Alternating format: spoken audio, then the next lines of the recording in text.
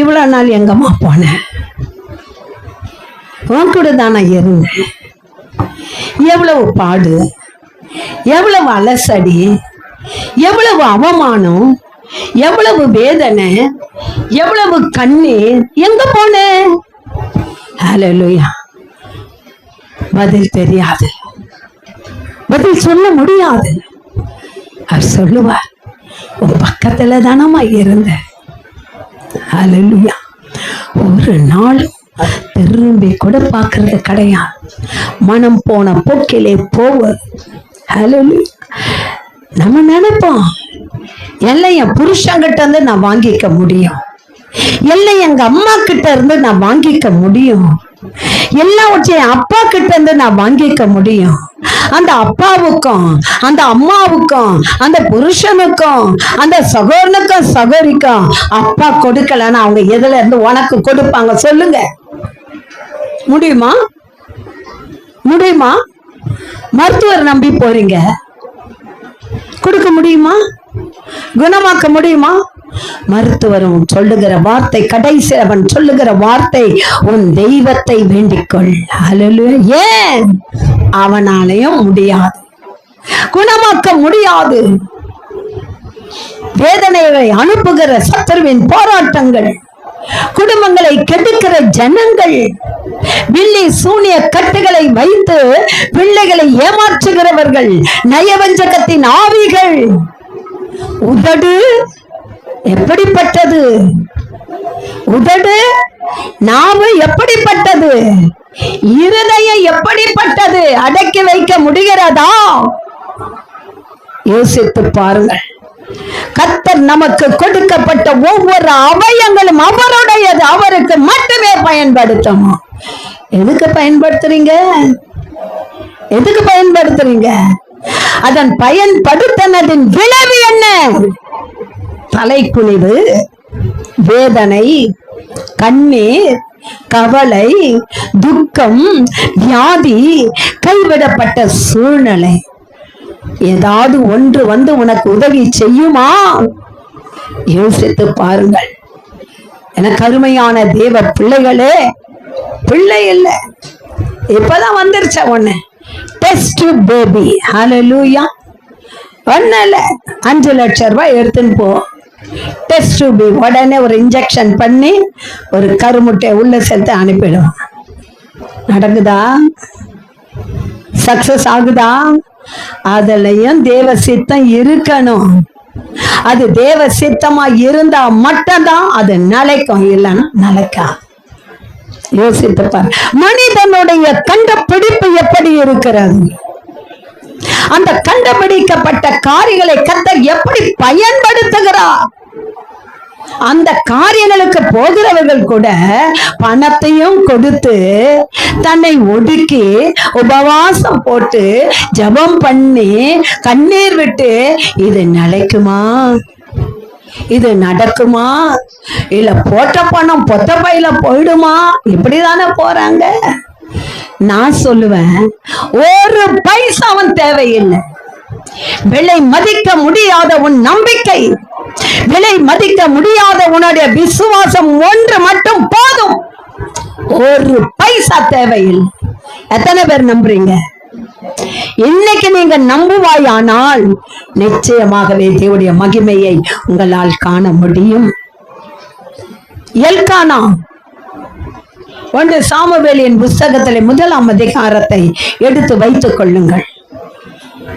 Elkanah, அவனுக்கு 2 மனைவிமார்கள், பெனினாள், அன்னாள். பெனினாளுக்கு வருடந்தோறும் ஒரு குழந்தை பிறக்கும், வருஷத்துக்கு 1 ஒரு குழந்தை பிறக்கும். முதல் குழந்தை எடுத்துக்கின்னு அண்ணாலையும் கூட்டிட்டு பெனினாலையும் கூட்டிட்டு எங்க போவாரு பிரதர்? எங்க போவாரு? தேவ ஆலயத்துக்கு போவார். அந்த தேவ ஆலயத்துக்கு போய் அங்க என்ன பண்ணுவார் சொன்னா, கர்த்தரை பார்க்க மாட்டார். அன்னாள் முகம் எப்படி இருக்குது? ஏன்னா பெண்ணினாள் கையில ஒரு குழந்தை இருக்குது, இவ வெறுமையா போய் இருக்கிறான். இவளை சமாதானப்படுத்தணும், இவளை சமாதானப்படுத்த இவ மூஞ்ச பார்த்தானா அவன் இவனை பார்ப்பான். எங்க பாக்குறான் இவன், அவளை பாக்குறானா என்ன பாக்குறானா, வீட்டுல போனா சண்டை.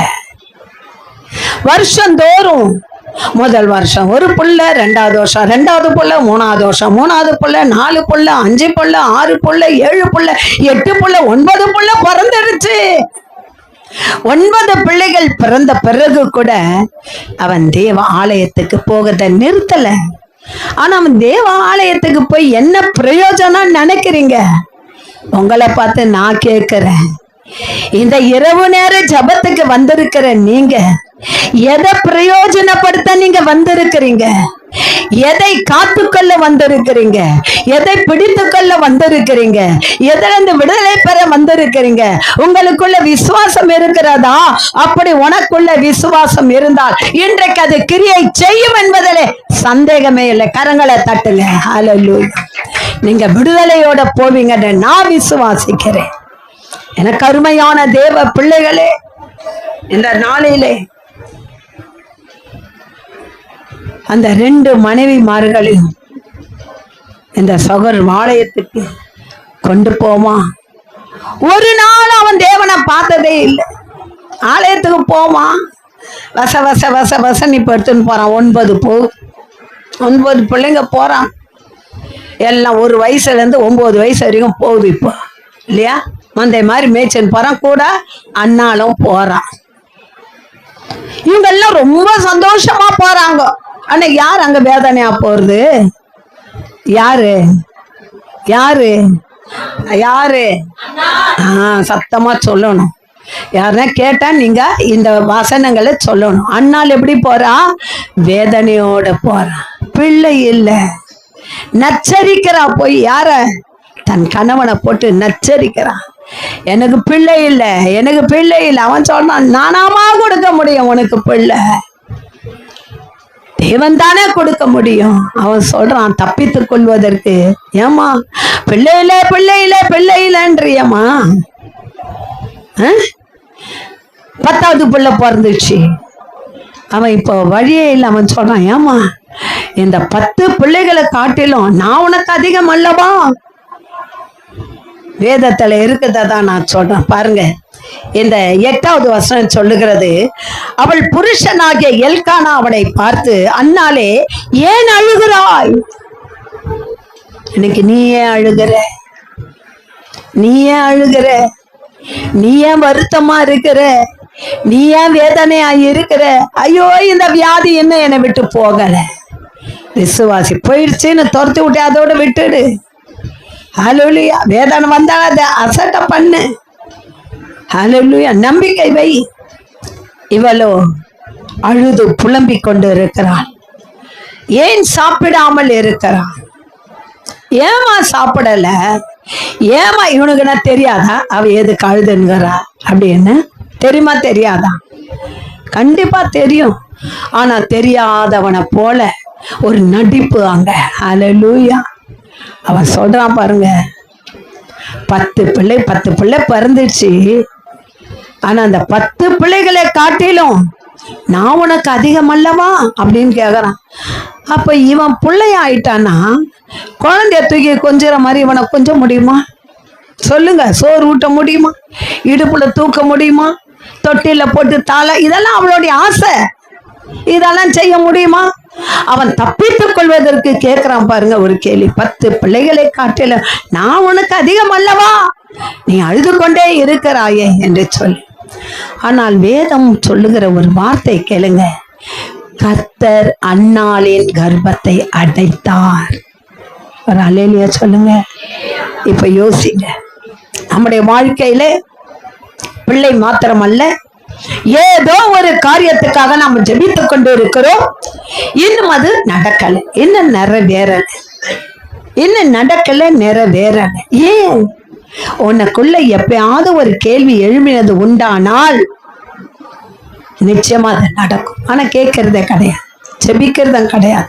மேலோட்டமான ஒரு ஜெபம். முழங்கால் போட்டவனே எழுந்து போயிடணும். வந்தா ஒரு துதி கிடையாது, ஸ்தோத்திரம் கிடையாது, அவரை மகிமைப்படுத்துறது கிடையாது, எதுவுமே கிடையாது.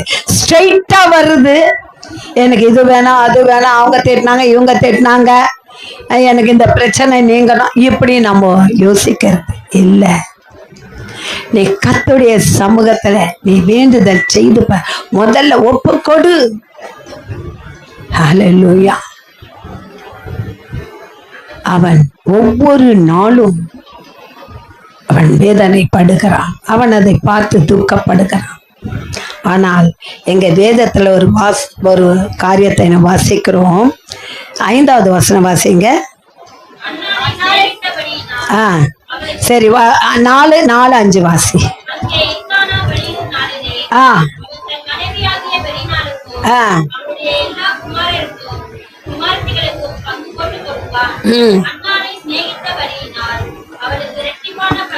எவ்வளவு கொடுக்கறான் அவளுக்கு மட்டும்?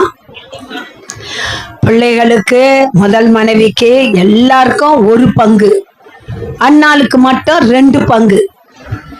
ஏன் என்று அவளை நேசித்தபடினாலே. அவளும் நேசத்துக்கு உரியவள் தானே, பிள்ளைகளும் நேசத்துக்கு உரியவர்கள் தானே. ஆனா இங்கே அவன் நினைச்ச துரோகம் பண்ணுகிறான். அதனாலே கர்த்தர் அன்னாளின் கர்ப்பத்தை அடைத்து வைத்திருந்தார். ஒவ்வொரு நாளும் அவள் வேதனைப்பட்டு துக்கமுகமாய் காணப்பட்டாள். ஒரு நாள் அவ யோசிக்கிறான், ஏன் நம்ம அழணும், ஏன் நம்ம வேதனைப்படணும், நம்ம புருஷங்கிட்ட ஏன் இதை கேட்டு நம்ம தொல்லை பண்ணணும்னு நேரம் எழுந்துக்கிறா. தேவ ஆலயத்துக்கு அவள் செல்லுகிறா. அங்கதான் நமக்கு விடுதலை கிடைக்கும். வீட்டுல என்ன உங்களால ஜெபம் பண்ண முடியுமா? எத்தனை பேர் வீட்டுல உபவாசம் போட்டு ஜெபம் பண்றீங்க? கை தூக்குங்க. நிம்மதியா பண்ண முடியுதா?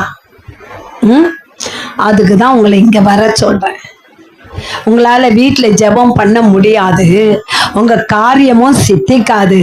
தயவு செஞ்சு ஒரே 1 மணி நேரம் அவர் சொல்றார், எனக்காக அல்ல, உங்களுக்காகவும் உங்கள் பிள்ளைகளுக்காகவும் என்று சொல்லுகிறார். அவருக்காகவே அழ சொன்னாரு, அவருக்காகவே கேட்க சொன்னார்? இல்ல, உங்களுக்காகவும் உங்கள் பிள்ளைகளுக்காக ஒரே 1 மணி நேரம் வந்து உட்காந்து அந்த உபவாசத்துல, ஆண்டவரே நான் செவ்வாய்க்கிழமை வந்தேன், அந்த ஜெபிக்க ஆரம்பிச்சாங்க. ஆனா ஆவியானவரே நீர் என்னோட பேசினீர், இந்த காரியத்தை குறித்து பேசினீர், இந்த வீட்டை குறித்து பேசினீர், இந்த கடன் பிரச்சனை குறித்து பேசினேன், அடங்காத என் பிள்ளையை குறித்து பேசினேன், நாசமா போற அந்த பிள்ளைகளை குறித்து பேசினேன், என்னை வம்புக்கு இழுக்கிற என் புருஷனை குறித்து பேசினேன், எனக்கு விரோதமாய் எழும்பின சத்துருக்களை குறித்து பேசினீர். அவைகளை உம்முடைய கரத்திலே நான் கொண்டு வந்திருக்கிறேன். செவ்வாய்க்கிழமை நான் எடுத்துக்கிட்டு போனேன், இதோ ஆண்டவரே இன்னைக்கு அப்படியே கொண்டு வந்து உம்முடைய பாதத்திலே நான் வைக்கிறேன். நீ வீட்டை கட்டுவாய் என்று சொன்ன வழி இல்லப்பா, வழி இல்லை, எல்லாமே பிளாங்கா இருக்குது. அப்ப கர்த்தர் எப்படி சொன்னாரு? அவருக்கு தெரியாதா பிளாங்கா இருக்குது, எல்லாம் ஒண்ணே இல்லை, அடைக்கப்பட்டு? தெரியுமா? தெரியாதா? தெரியுமே. அப்படி இருந்த ஏன் அந்த வார்த்தை உனக்கு சொன்னா?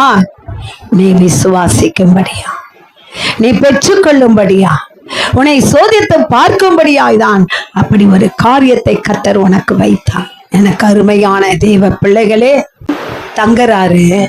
அவருக்கு நம்ம ஒரு மேசையும் ஒரு நாற்காலையும் ஒரு விளக்கையும் அவருக்கு வைத்து அவருக்கு தங்குவதற்கு நாம் ஏற்பாடு பண்ணலான்னு சொல்லுவாங்க. ஆகவே இந்த வார்த்தை அன்றைக்கு அவர் சொல்லுகிறார். எனக்கு அருமையான தேவ பிள்ளைகளே, இந்த நாளிலே தேவனுடைய கரத்திலே நான் சொன்னேன், நான் உன்னை கேட்டது உண்டா? உன்னை கேட்கவே இல்லையே. எனக்கு ஒரு பெரிய வீடு வேணும்னு கேட்டானா? இல்லை. சுனேமியால் கேட்டாளா எனக்கு ஒரு பிள்ளை வேணும்னு? கேட்கல. எலியா தான் கேட்கிறா, அவளுக்கு என்ன வேணான்னு கேளு, அவ பிள்ளை இல்லாம இருக்கிறா. அப்பதான் சொல்லுவேன், நான் ஒரு உற்பவ காலத்துல வருவேன், நீ ஒரு குழந்தைய அணைத்து கொண்டு இருப்பான். ஒரு பிள்ளைய கொடுக்கிறார். ஹல்லேலூயா. அந்த பிள்ளையும் செத்து போய் அந்த பிள்ளைய சேனங்கட்டி எடுத்துக்கொண்டு நேர தீர்க்கதரிசி வீட்டுக்கு போறான். வழியில கேக்குறாரு கேயாசி பார்த்து, அதோ வராளே சூனேமியால், அவள் பிள்ளை நல்லா இருக்குதா, அவன் புருஷன் நல்லா இருக்கிறானா? அவ பதில் சொல்றா பாருங்க, என் புருஷனா நல்லா இருக்காரு, என் பிள்ளையா நல்லா இருக்குது. ஹல்லேலூயா. யோசிச்சு பாருங்க. அவளுக்குள்ள ஒரு விசுவாசம் வந்து உடனே ஒரு கேள்வி, நான் உன்னை கேட்டது உண்டா? நான் கேட்டேனா? நான் கேட்கல, நீ தானே கொடுத்த. இப்ப அந்த பிள்ளை செத்து போயிடுச்சு, எழுப்பு. அதே தான் நான் அவர்கிட்ட கேட்கிறேன். நான் உங்ககிட்ட கேட்டேன் ஆண்டவரே, வேணாம் தான் நான் அன்னைக்கு சொன்னேன். என்னை வலுக்கட்டாயமா இழுத்துக்கிட்டு வந்து 30 வருஷமா இங்க போட்டு இப்போ ஹல்லேலூயா ஹல்லேலூயா ஹல்லேலூயா. நான் எங்க போவேன்? எங்கப்பா போவேன்? உங்க பிரசன்னத்தை விட்டுட்டு எப்படி வாழுவேன்? உங்க சமூகத்தை மறந்து. ஆமென். எங்கப்பா போவேன்? உங்க பிரசன்னத்தை விட்டுட்டு எப்படி வாழுவேன்? உங்க சமூகத்தை மறந்து. அப்பா நீங்க எனக்கு பயமில்லையே, என் தகப்பன் நீங்க சுமந்து கொள்ள கலக்கமில்லையே. போதும்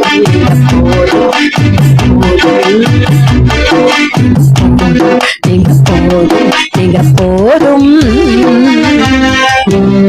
போவேன் உங்க பிரசன்னத்தை விட்டுட்டு அழுவேன் உங்க சமூகத்தை மறந்து.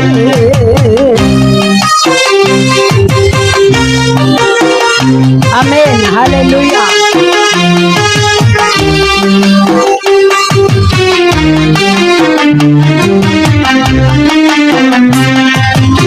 ஹல்லேலூயா. எதிர்பார்த்த உறவுகள் எதிர்த்து நின்றாலும், கை கோர்த்த உறவுகள் விலகி சென்றாலும்,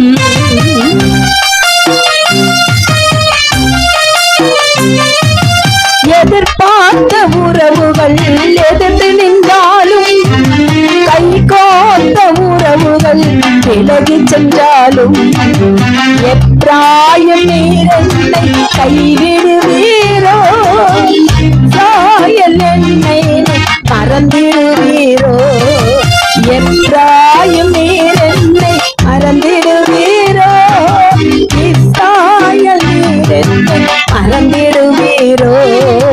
அப்பா நீங்க எனக்கு இருக்க பயமில்லையே, என் தகப்பன் நீங்க சுமந்து கொள்ள கலக்கமில்லையே. நீங்க போதும், நீங்க போதும், நீங்க போதும், நீங்க போதும், நீங்க போதும். ஹல்லேலூயா. என் நிலைமை இதுதான். இந்த வரிகள் ஒவ்வொன்று தான் இன்னைக்கு நான் இருக்கிற நிலைமை. நான் எங்க போவேன்? என் பிள்ளைங்க கிட்ட கூட நான் போக முடியாது. ஏன்னா அவருக்கு பாஸ்போர்ட்டு அவ்வளோதான், செத்து போச்சு மறுகையா. இனிமேல் புதுசாக பண்ணணும். எனக்கு நவம்பர் மாதம் வரைக்கும் தான் இருக்குது. இருந்தாலும் நாங்கள் இப்போ போகவே முடியாது. யோசிச்சு பாருங்க. தனிமை, வெறுமை. ஆனால் அவர் தான் எங்களுக்கு துணை. ஹல்லேலூயா. தினமும் வந்து முழங்கால் படிட்டு, முதல்ல என் இடம் அதை தான் வந்து அங்கே முழங்கால் படிட்டு ஸ்தோத்திரம் பண்ணி துதி சொல்லி ஜபம் பண்ணி, அதுக்கப்புறம் எழுந்து போய் ஒரு 6 முறை இந்த இடத்த எரிக கோட்டை ஆண்டவரே தகர்த்தீரே, எனக்குள்ள பிரச்சனைகளை தகர்த்து போடுங்கன்னு சொல்லி 6 முறை சுத்தி வந்து 7வது முறை ஆர்ப்பரித்து, அதன் பிறகு வந்து ஒரு பாடலை பாடி வேதத்தை வாசித்து, அதுக்கு இன்னும் பிறகு சில ஜபங்களை வைத்துவிட்டு ஜனங்களுக்காக, விசுவாசிகளுக்காக, ஊழியத்துக்காக, சபைக்காக, ஒவ்வொருவருக்காக ஜபம் பண்ணிட்டு கிட்டத்தட்ட எப்படியும் 1.5-2 மணி நேரம் ஆயிடும் நான் கீழே போறது. என்னமோ இதுதான். அந்த ஜபத்துக்கு பதில் கிடைச்சதா இல்லையா? ஏன் சந்தேகமா இருக்கிறீங்க? கொடுக்கவே மாட்டேன். வெள்ளிக்கிழமை கேட்டா தெரியாது. ஏமா என்னம்மா வாக்கு தத்தம் பண்ணாரு ஆண்டவர்? தெரியலையம்மா. அவ எதுக்கு வந்த? போ. வாக்கு தத்துவம் பண்ணதே உனக்கு தெரியல, அப்ப எதுக்கு வந்த? இதுதான் நம்ம நிலைமை. எனக்கு அருமையான தேவ பிள்ளைகளே, கர்த்தர் வாக்கு தத்துவம் பிடிச்சார்னா அவட தாடிய விடாதீங்க. நான் உங்களுக்கு சொல்லித்தரேன். வலிக்கணும் அவருக்கு. அவர் தாடிய பிடிச்சிட்டு தொங்கணும். நீங்க பிள்ளைங்க கையை பிடிச்சி தொங்குவாங்க, பாத்துக்கிறீங்களா? தொங்கின்னு இருப்பாங்க அப்படியே. அதான் சொன்னேன், ஆண்டவரே உங்க தாடியை பிடிச்சி நான் தொங்குவேன், கொடுக்குற வரைக்கும் விட மாட்டேன். வலிக்குது வலிக்குதான் விடவே மாட்டேன். ஏன்னா நான் கேட்கல, நீங்க தான் எனக்கு கொடுத்தீங்க, கொடுங்க. இப்ப விட்டுருவாங்களா? இல்லையே, சம்பாதிக்கிறாங்க.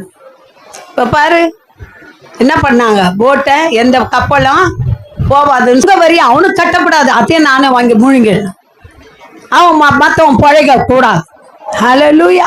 அதையும் வாங்கி நான் சாப்பிடணும். எப்படி? நீ ஒரு தேசத்தை ஆளுன்னா உலகத்தையே ஆளணும்னு நினைக்கிற பாரு நீ. ஹல்லேலூயா. நான் என்ன செஞ்சேன், இது கொடுத்தாலே போதும் நமக்கு, போ வேணாம் அதிக அளவு ஆசை. நம்ம கேட்டோம்தான் முன்னாடியும் பின்னாடியும். ஆனா இப்ப என்ன, இது மட்டும் கிடைச்சா போதும். சத்தமானவைகளை நீங்கள் சுதந்தரித்துக் கொள்ளும்படியாய் ஜாக்கிரதையாய் இருங்கள். பிசாசு இப்படிதான் வருவான். ஹல்லேலூயா. இப்படிதான் வருவான். இந்த இடத்துல நம்ம பார்த்த ஒரு காரியம் என்னன்னு சொன்னா, இவன் எல்கானாவே பாக்குறான், அவன் இவளே பாக்குறான். காரியம் வாய்க்கல. பார்த்தா அவன் எப்ப 10 பிள்ளைகளை காட்டில நான் உனக்கு அதிகம் அல்லவான்னு சொல்லி கேட்டானோ, உடனே அவ யோசிக்கிறா, இனி இவனை நம்பி பிரயோஜனம் இல்லை, நம்ம கர்த்தர் சார்பில் போய் விழுந்து விடலாம் என்று நேர தேவ ஆலயத்துக்கு போகிறான். நம்ம எல்லாம் வந்தது அப்படிதானே, நான் வந்ததும் அப்படிதானே. எனக்கு பில்லி சூனிய கட்டுகளை வைத்து நிர்வாணமாய் ஓடவிட்ட நாளிலே நான் எங்கே போனேன்? என் தேவனை தேடி ஓடினேன். அங்கதான் எனக்கு விடுதலை கிடைச்சது. என்னைக்கு வரைக்கும் நான் நிற்கிறேன். திரும்பி கூட நான் பார்த்தது இல்லை. யோசித்து பாருங்கள். வாக்குத்தத்தமானது ஒவ்வொருவருக்கும் கிடைக்கிற வரைக்கும் நீ போராடணும். விட்டுவிடக்கூடாது, விட்டுவிடக்கூடாது. போராடு. ஜெயம் கர்த்தருடையது. குதிரை யுத்த நாளுக்கு ஆயத்தமாய் தான் இருக்கும். ஆனா ஜெயம் என்பது கர்த்தரால் மட்டும்தான் வரும். ஹல்லேலூயா. கரங்களை தட்டுங்க. பிரச்சனைகளை குறித்து பயப்படாதீங்கம்மா, பயப்படாதீங்க. அப்போ பிரதர் ஒருத்தர் சொன்னாரு, எங்க கூட இருந்தவர், சிஸ்டர் அவர் வரவே மாட்டாரு, போங்க இன்னைக்கு வரவே மாட்டாரு, நாளைக்கும் வரமாட்டார், 4 நாளைக்கும் வரமாட்டார். ஆயிடுச்சு, ஒரு வாரம் ஆயி என்ன இல்ல, வரவே இல்லை. கர்த்தர் சொல்லாலே சொல்ல. ஏன் இப்படி இவ்வளோன்னு சொல்றீங்க? கொடுக்கணும்னா மட்டும் மடியை விரிச்சுக்கிறீங்க. இவ்வளவு பெருசா கொடுக்குறேன்னா போடுங்க ஆண்டவரே, போடுங்க ஆண்டவர். பார்த்தா உம்மாடியும் கூட யாமாடியும் கூட வாங்கிக்க. ஆனா ஆண்டவருக்கு ஒரு அல்லேலூயா சொன்னானே, அல்லேலூயா அல்லேலூயா. தொண்டையே இல்லை. சாத்தா வந்து பிடிச்சி வச்சுக்கிறான், கடிச்சிடுவான். ஜாக்கிரதையார். அல்லேலூயா சொல்லுங்க. அல்லேலூயா அல்லேலூயா அல்லேலூயா. தேவனுக்கே மகிமை. ஆமென். அடைக்கப்பட்ட கர்ப்பம் திறக்கப்பட்டது. ஹல்லேலூயா. போனாள் அண்ணா, தேவனுடைய சமூகத்துக்கு போனா, கண்ணீர் விடுறா, கதறி அழுறா. தேவனுடைய சமூகத்துல அவள் கண்ணீர் விட்டா. இப்பதான் நினைக்கிறான், ஆண்டவரே நான் ஒவ்வொரு வருஷம் ஒவ்வொரு பிள்ளைய 10 போடவன் என் சக்காலத்தி. ஆனா நானும் என் புருஷனை பார்த்து அழுது கொண்டு இருந்தேன். ஆனா எனக்கு தெரியாம போயிருச்சு. இந்த 9 பிள்ளைங்க பிறக்கிற வரைக்கும் நான் அழுதுகிட்டு தான் இருந்தேன். இந்த 10வது பிள்ளை பிறந்தது உடனே என் புருஷன் சொன்னா, இந்த 10 பிள்ளைங்களை காட்டிலும் இந்த நான் உனக்கு மேலானவன அல்ல, தெரியலையா உனக்கு? நீ அழுது கொண்டு இருக்கிறாயே என்று சொல்லி அவன் கேட்டான். எனக்கு புத்தி வந்தது. இப்பதான் நான் யோசித்தேன், நம்ம தப்பு பண்ணிட்டோம். நாம் தேவனுடைய ஆலயத்துக்கு செல்வோம். அங்க தேவனுடைய சமூகத்துல அவள் அப்பம் புசியாமல், தண்ணீர் குடிக்காம தேவனுடைய சமூகத்திலே அவள் காத்திருந்தாள். அதுக்கு தாமா உங்களை வர சொல்றது. வெள்ளிக்கிழமை வெள்ளிக்கிழமை வாங்க, வெள்ளிக்கிழமை வாங்கன்னா எதுக்கு வர சொல்றேன்? நான் கூட சுகர் அதிகமா இருக்கிறதுனால உபவாசம் எல்லாம் போட்டு ரொம்ப நாள் ஆயிடுச்சு. எப்பயாவது ஒரு நாள் தான். ஆனா ஒரு வைராக்கியம் எடுத்தேன். ஒரு 2 மாசத்துக்கு முன்பாக போட்டேன்.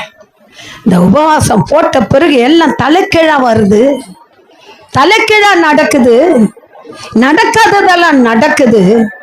யோசிச்சு பாருங்க, கர்த்தர் எவ்வளவு பெரியவர். அந்த உபவாசத்துக்கு எவ்வளவு வல்லமை இருக்குது. வெள்ளிக்கிழமை வாங்க, 2 மணி நேரம் வாங்க, வந்து உட்காருங்க.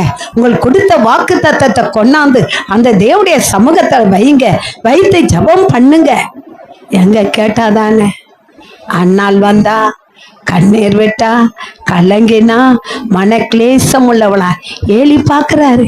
என்ன இவளுக்கு பைத்தியம் கைத்தியம் பிடிச்சிருச்சோ, இல்ல குடிச்சிட்டு வந்திருக்கிறாளோ? தன்னால உதடு மட்டும் அசையுது, சத்தத்தை காணோம். அவள் மன கிளேசமுள்ள ஸ்திரீ என்று வேதம் சொல்லுகிறது. அவள் கிளேசம் உள்ளவளாய் கடந்து வந்தாள். அவள் வேதனையோட கடந்து வந்தாள். அவள் கண்ணீரோட கடந்து வந்தாள். அவளை தேய்ச்ச யாருமே இல்லை. ஹல்லேலூயா. புருஷங்காரன் தப்பிக்க உள்ள வழி பார்க்கறான். அவளுக்கு ஆறுதல் சொல்ல, தப்பிச்சுக்க வழி இருக்குதான்னு பார்க்க. ஹல்லேலூயா. ஆனால் அவளோ தேவனுடைய சமூகத்துல வந்து அவள் கண்ணீர் விட்டு அழுகிறாள்.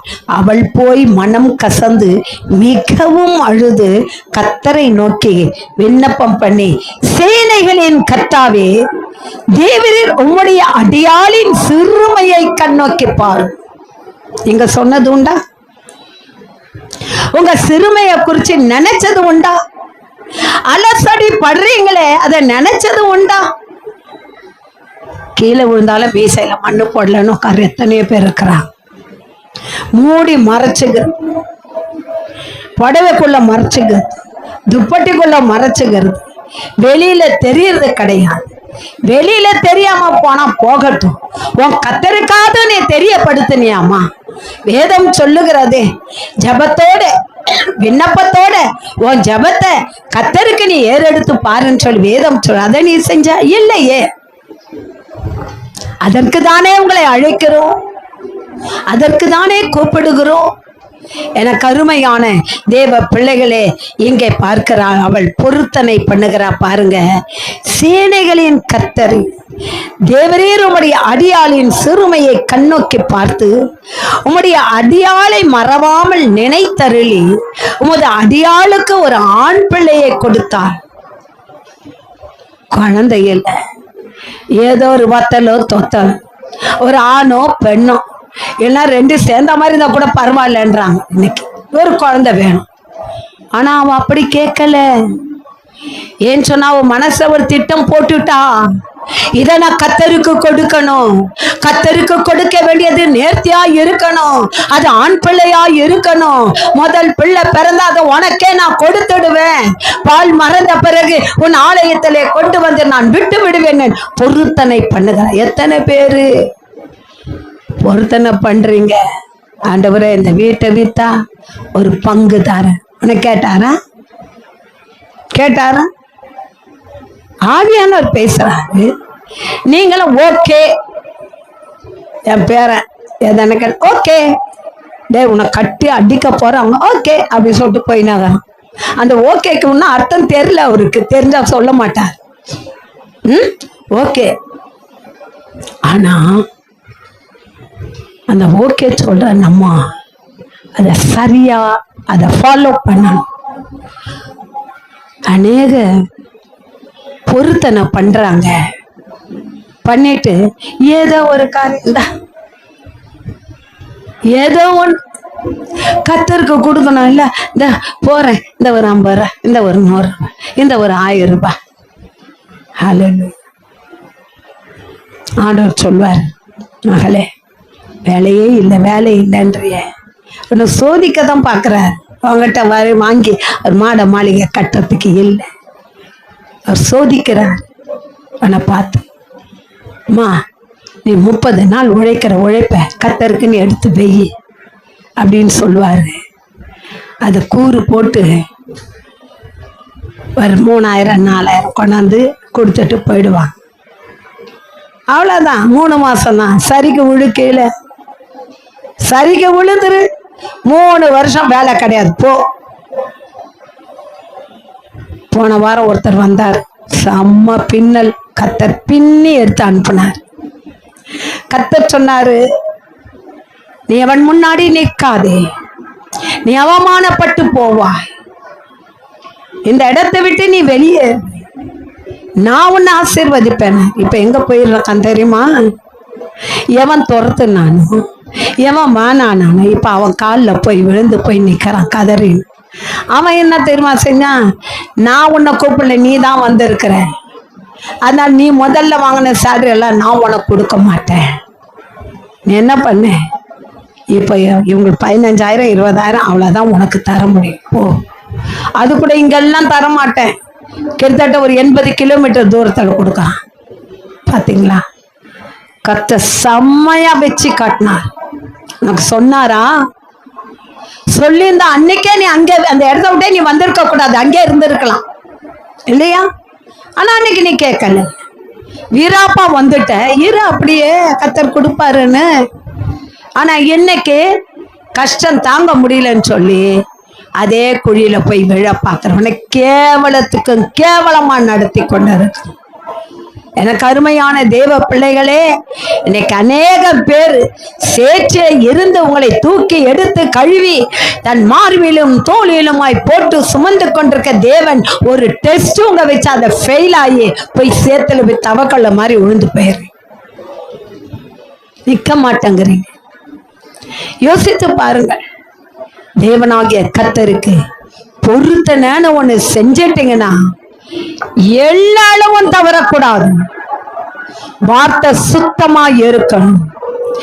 யார் அப்படி நடக்கிறார்களோ அவர்களை தவிர மற்ற எல்லாமே விழுந்து போயிடும். ஹல்லேலூயா சொல்லுங்க. ஜாக்கிரதையா இருங்க. ஹல்லேலூயா. அந்த அம்மா பொருத்தனை பண்ணா, ஆண்டவரே நீர் எனக்கு ஒரு ஆண் பிள்ளையை கொடுப்பீரானால், அவங்க சொல்றாங்க பாத்தீங்களா? ஏதோ ஒரு ஆணோ பெண்ணோ வத்தலோ தொத்தலோ இல்ல ஆலிய கூட கொடு ஆண்டவரே, நான் பாத்துக்கிறேன். ஆணு வேணானா கால் சட்டை போட்டுக்கிறேன், பொண்ணு வேணானா ஃப்ராக் போட்டு பாட்டுக்கிறேன்னு கேட்கல. அவ என்ன கேட்டா தெரியுமா? எனக்கு ஒரு ஆண் பிள்ளையை நீர் கொடுப்பீரானா. திட்டமா கேட்கிறா. வேதம் சொல்லுகிறது. அதுக்கு அவர் பதில் கொடுத்துட்டார். ஏன்னா அவள் முகம் துக்கமா தான் இருந்திருக்கும் கொடுக்கலன்னா. அங்க அவர் பதில் கிடைச்சிடுது. ஆகவே அவள் வேதம் சொல்லுகிற அதன் பிறகு அவள் முகம் துக்கமா இல்லை. அவள் குடித்து குளித்து குடித்து அவள் சாப்பிட ஆரம்பித்தாள் என்று. ஏன்? மன நிறைவு. நீ ஜெபிக்கும் போது உன்னுடைய ஜெபம் கேட்கப்பட்டது என்று சொன்னா அது உனக்கே தெரியும். கர்த்தர் ஜெபத்தை கேட்டாரா கேட்கலையான்னு அது தீர்க்கதரிசி தான் சொல்லணும்னு அவசியமே கிடையாது. அது உனக்கே தெரியும். உனக்கே தெரியும். அந்த பிசாசு ஓடிச்சா இல்லையான்னு உனக்கு தெரியும். அந்த சத்துலிருந்து விடுதலை பெற்றோமா பெறலன்னு உனக்கு தெரியும். உன்னுடைய விசுவாசம். ஆகவே எனக்கு அருமையான தேவ பிள்ளைகளே, கர்த்தர் நம்மை கொண்ட அற்புதங்களை செய்கிற தேவன். விசுவாசம், நம்பிக்கை. அவள் கர்த்தரை விட்டு விலகாமல் இருந்தது மாத்திரமல்ல, அந்த பிள்ளை பால் மறந்த பிறகு அந்த பிள்ளையை கொண்டு போய் தேவ ஆலயத்திலே விட்டு விட்டு வந்து விட்டாள். செய்வீங்களா நீங்க? ஹல்லேலூயா. யாராஜாமா பொருத்தனை பண்ணி தானே பிறந்தான் அந்த பையன். என்னமோ நீ சர்ச்சுக்கு கொடுத்துற, ஊழியக்காரனை மாத்துறன்னு வச்சுன்னே இருக்கிறிய அப்படின்னா. ஆமா போ, இருக்கட்டும், அது வரும், நாள் வரும்போது பார்த்துக்கலாம். ஹல்லேலூயா. கர்த்தர் சொல்லி இருக்கிறார், இந்த பிள்ளை எனக்கு வேண்டும். இந்த அவர் என்ன திட்டம் வச்சிருக்கிறாரு யாருக்கு தெரியும்? யாருக்கு தெரியும்? நீ 10 பிள்ளை படுத்தா அந்த ஒரு பிள்ளைய கேட்கிற, 3 பிள்ளை பத்தினா அந்த ஒரு பிள்ளைய கேட்கிற, 2 பிள்ளை பத்தினா அந்த ஒரு பிள்ளைய தான் அவர் கேட்கிறார். அந்த ஒரு பிள்ளை மேல அவர் வாஞ்சையா இருக்கிறார். அவர் என்ன செய்ய நினைச்சாரு யாருக்கு தெரியும்? அந்த பிள்ளை நாளைக்கு ஒரு பெரிய ஊழியக்காரனாய் மாறலாம், ஒரு பெரிய தீர்க்கதரிசியாய் மாறலாம். யாருக்கு தெரியும்? யோசிச்சு பாருங்க. அவள் கர்த்தருக்கு ஒப்பு கொடுத்தாள். அவன்தான் தீர்க்கதரிசி சாமுவேல், தீர்க்கதரிசி. கர்த்தர் அவனோட பேசினான். அவள் ஒரு தீர்க்கதரிசி அல்லவா பெற்றிருக்கிறாள். பிள்ளை இல்லாதவள் பெற்ற பிள்ளை ஒரு தீர்க்கதரிசியை பெற்றெடுத்தாள். அல்லேலூயா. என் தாயும் 13 பெற்றெடுத்தான். 13ல 7வது கேட்டா, 7வது பெண் குழந்தை வேணும், நமக்கு கொடுக்கிறேன்ட்டு கட்சியில கல்யாணத்தை பண்ணி கொடுத்துட்டான். அல்லேலூயா. கர்த்தர் பார்த்தாரு. அப்படியாமா, சரி பரவாயில்ல, அதுவும் நல்லதுதான். நீ கொடுத்திருந்தேன்னா எங்கேயாவது ஒரு தேவ ஆலயத்துல, ஒரு ஆர்சி சர்ச்சில் போய் ஒரு விளக்க தொடச்சிக்கிட்டு ஒரு ஏதாவது ஒரு காரியத்தை செஞ்சுக்கிட்டு அப்படி இருந்து ஆவியம் இல்லாத அனல் இல்லாத இருந்திருப்பாங்க. ஆனா நீ கல்யாணம் பண்ணி கொடுத்தது நல்லதுதான்.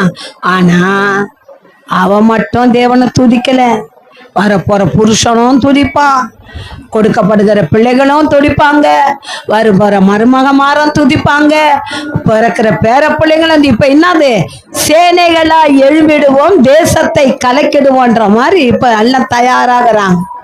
அல்லேலூயா. சொல்ல மாட்டீங்களா? சொல்ல மாட்டீங்களா? உன் குடும்பத்தின் சூழ்நிலை மாறணும்னா நீ மாறு.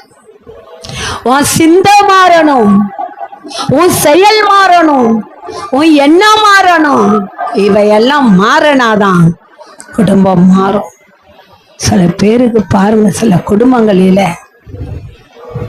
ஒரு அம்மா வந்தாங்க, செவ்வாய்க்கிழமை லேட்டா வந்தான். என்னம்மா இவ்வளோ லேட்டா வரீங்களம்மா?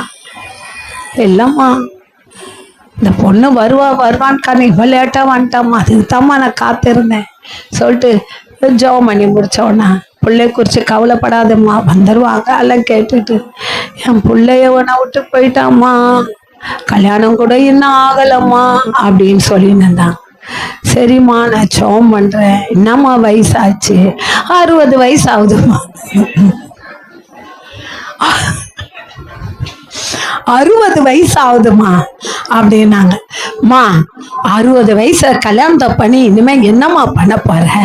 உனக்கு புள்ள கிடைச்சா போதல? போதம்மா, அவன் எனக்கு பிள்ளையா இருந்தா போதம்மா அப்படின்னா. அதுக்கப்புறம் அந்த அம்மா சொல்ற, அப்ப அந்த அம்மாவுக்கு இருக்கிற ஒரு ஏக்கம் என்ன, காலாங்காத்தால நீ ஒரு கல்யாணத்தை பண்ணி வைக்கல, 27 வயசுல இருந்து ஆரம்பிச்சது கல்யாணம், திருமண பருவம். அன்னையில இருந்தே நீ பொண்ணு பார்க்க ஆரம்பிச்சு இருக்கணும், அன்னைக்கு விட்டுட்ட. 60 வயசுல வந்து உன்னும் கல்யாணமே ஆகலாமா? இப்ப எத்தனை வயசு கேள்வியை பார்க்கணும் சொல்லுங்க? ஒரு 58 வயசு. அப்பதான் சரியா? எங்க போய் தேடுறது சொல்லுங்க? எங்க போய் தேடுறது? அம்மா கவலைப்படாதீங்கம்மா, உங்களுக்கு துணையா உங்க பையன் வந்துருவாரு, அவர் எங்கேயாவது இருப்பாரு, உயிரோட தான் இருக்கிறார், வந்துருவாருமா அப்படின்னு சொன்ன பிறகு அந்த அம்மா ஒரு கண்ணீர், நான் தனியா படுத்துக்கிறேம்மா, 4000 ரூபாய் கொடுத்து வீடு எடுத்து வச்சுட்டு நான் தெருவில் வந்து படுத்துக்கிறேம்மா. அந்த தாயார் கண்ணீர் விட்டு கதறினதை என் மனசு உடைஞ்சு போச்சு.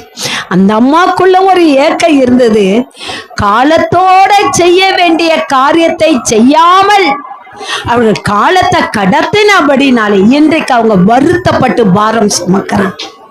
வேண்டாம், பிள்ளைகளுக்கு காலத்தோட நேரத்தோட திருமணம் பண்ணுங்க, தவறிடாதீங்க, தயவு செய்து உங்களை கேட்டுக்கொள்ளுகிறேன். காலத்தோட நேரத்தோட திருமணம் பண்ணுங்க, உங்க சந்ததி ஆசீர்வதிக்கப்பட்டு இருக்கும்.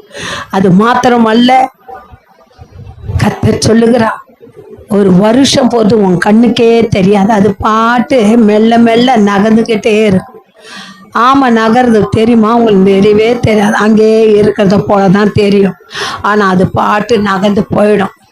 அதே போலதான் காலங்களும்.